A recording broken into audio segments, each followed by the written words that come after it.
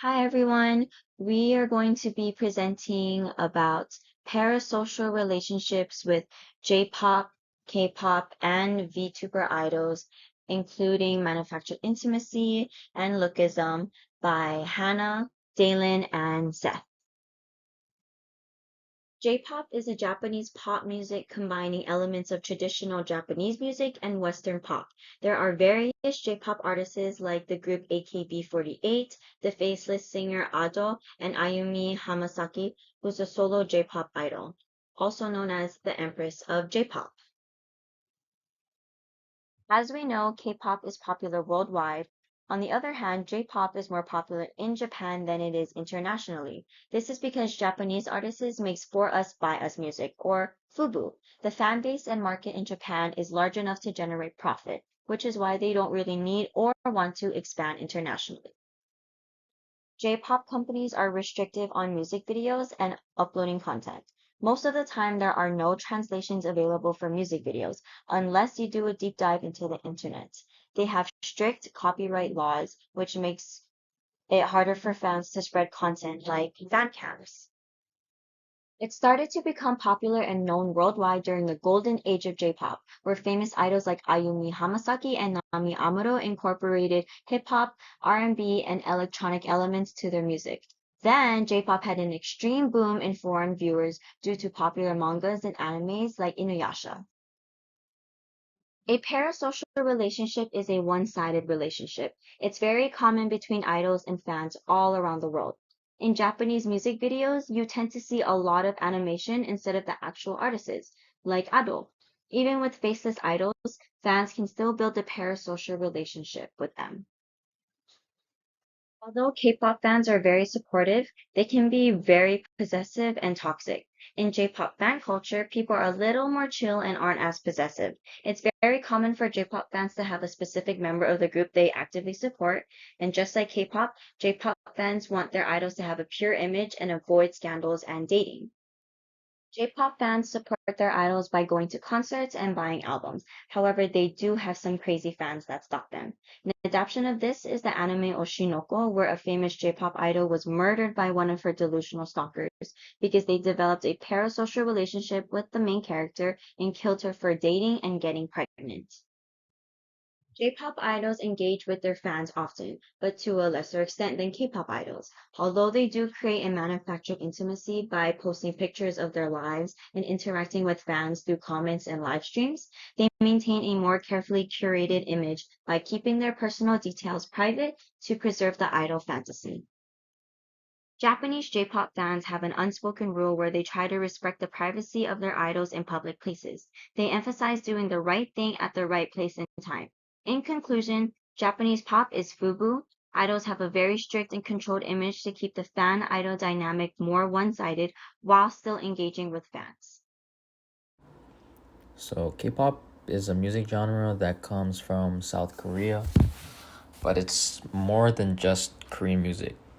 And over the years, it has progressed and evolved into a global phenomenon and has its own unique identity and culture. So, over the years, the popularity of K-pop has grown exponentially, with countries like Japan and the US leading in music streams. And you can see from the chart that interactions throughout the years have increased a lot. Part of what makes K-pop so appealing is that a lot of the artists are very physically attractive. Looks are a high priority in this industry's culture, and um, their high beauty standards continue to be a defining aspect. Another important aspect is globalization, in which groups are created with international markets in mind. So this group, for an example, is a heavily mixed group where only one member is from Korea. And this kind of attracts a more international audience. Artists also use manufactured intimacy to allow fans to feel a sense of closeness or personal connection with them. So this is like Hani in the comfort of her own home, live interacting with her own fans.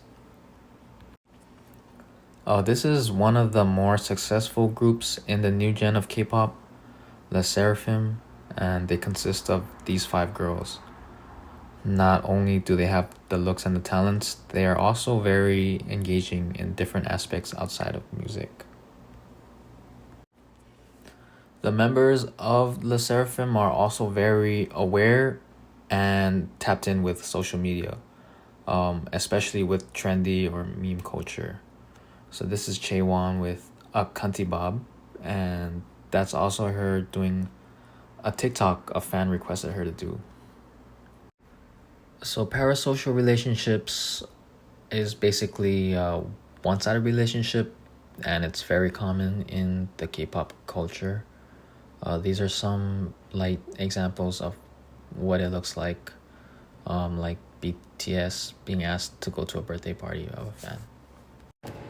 And I will be going over VTubers. We're gonna go look at the companies, the idols as a whole, the fans, the social interactions over between the chat and the VTuber, and these are all the VTubers I watch on the screen.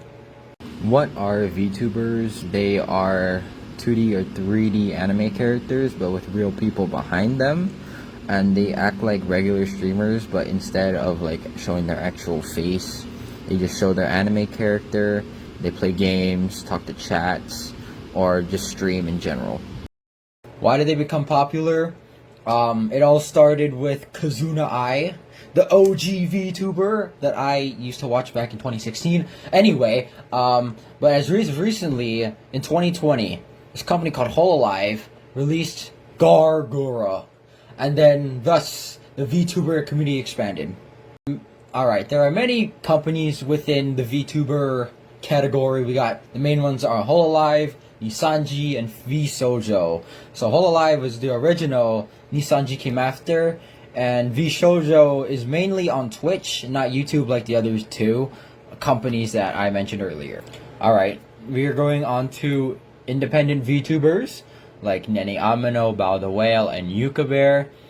These 3 are some examples of independent VTubers that are not a part of companies but decided to start VTubing on their own and create their own fan bases from there. The target audience for VTubers are mainly men, like the lonely otakus, and the ones that are afraid of women, and I guess in their free time, they like to watch anime girls play Overwatch or Valorant. Another reason why they exploded in popularity was because, they're themselves behind the anime character or girl they draw. And, the fans love, a real persona instead of, a fake one. Just being yourself for the fans, and it's good. Another thing that VTubers like to do is become quote-unquote J-pop idols, which they release their own J-pop music or do covers of J-pop songs. And 3 examples of this I like to use is Hosho Marin, Minato Aqua, and Inugami Korone, which all create their own music and I love to listen to them. Interactions is like a parasocial relationship. You chat to the VTuber, and if they read their comment and they say your comment out loud, you're gonna get all excited, oh, I've been noticed. And 2 examples of this is super chat reading for Fuomoko on the top, and the karaoke stream for Aqua at the bottom, which the fans interact. Like I said, with the parasocial relationships, if you see your VTuber graduate, you're gonna be devastated because you've supported them for so long. So in order to cope, sometimes you gotta buy stickers of them or keychains of them to hold that memory to your Oshi. Thank you for listening to our presentation. We hope you liked it.